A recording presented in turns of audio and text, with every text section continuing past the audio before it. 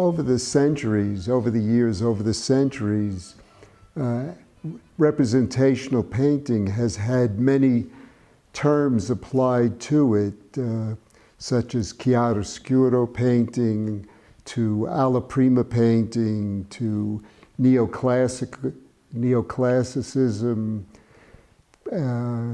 classical painting. What else? Well, classical realism. Classical realism, yes. Sight-size painting.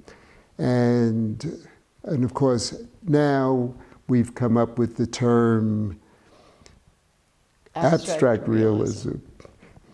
So we put together this demonstration, this presentation, to try to illustrate those specific qualities, or that specific quality that makes great painting different than just painting pictures. So the first painting that we have is actually the Rembrandt's son, Titus. And feeling that Rembrandt is really, in a sense, the father of this movement. And movements usually take a particular period of time in, but this movement we're talking about actually spans many, many centuries, and it goes through a lot of different movements. And so Rembrandt was really somebody who understood paint on a completely different level than people before him.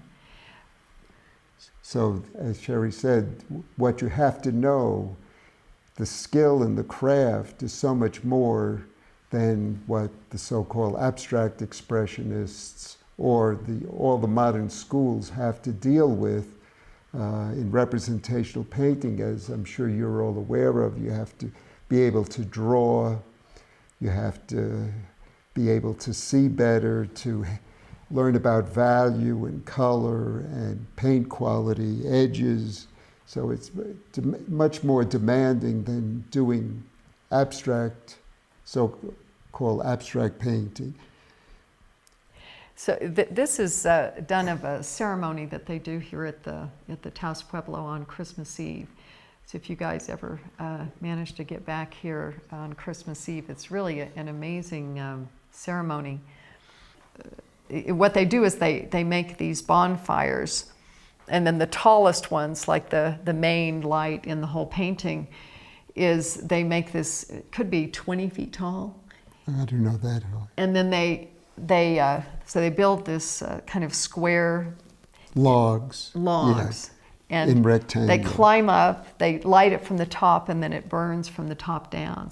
And the thing that's interesting about the Pueblo is that you aren't allowed to photograph, and you're not allowed to sketch, and you're not allowed to do anything but, in this case, memorize. So I just went to this ceremony and just memorized the different elements in the whole scene, and then came back and did a pastel composition from memory, and then basically was working from the pastel.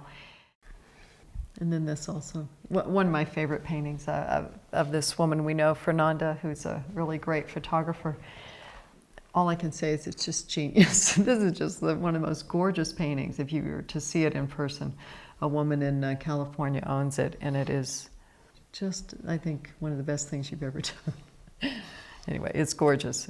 And you can see just the simplicity of it, simplicity of the color, and just so artfully vignetted. It's just... She won't let me finish it.